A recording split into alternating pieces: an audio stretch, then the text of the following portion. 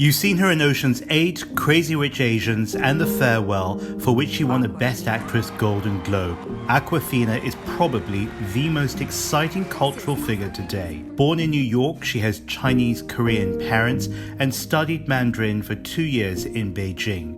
That ability to speak Chinese is demonstrated in The Farewell, in which she plays Billy, a young American writer who finds out that her grandmother in China is dying, but is told by her family not to tell her. To tell us that story is Laura de Belgique, and I'm very pleased to welcome her as our first contributing editor at the China Current. For you, was it more comedy or was it more drama? So I would describe The Farewell as a very thoughtful drama and gentle comedy. It really beautifully combines nuance, contrast, and emotional depth, all made with subtle humor. For example, there is a very powerful scene of Billy, the main character, and her grandmother, Nai, where Nai explains to Billy how, on one hand, as you grow older, it is good to have someone that takes care of you.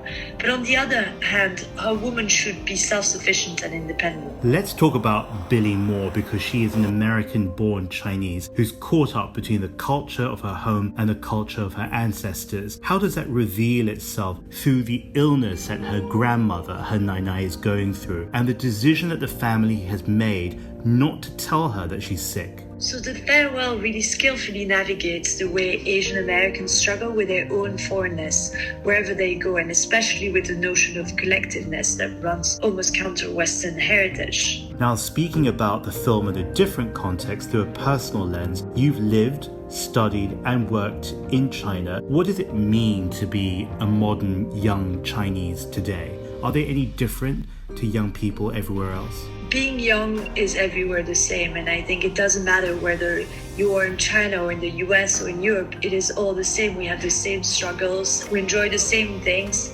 But in this movie, I think it really handles the small details of what it means to be living in China. It all comes out in small details. By not telling their grandmother that she's sick, they are actually taking responsibility for her.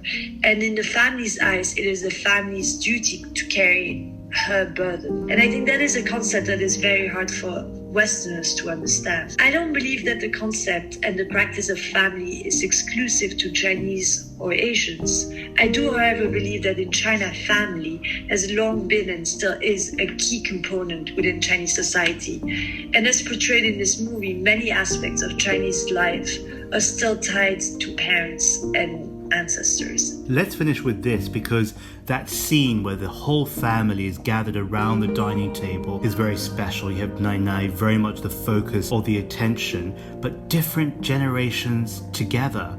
What do you take from that?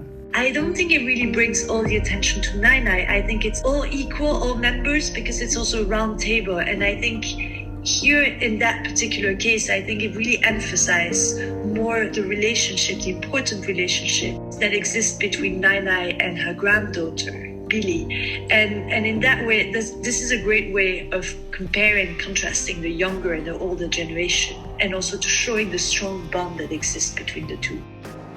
Hi, I'm James Chau. You're watching The China Current. Follow us on social media at The China Current.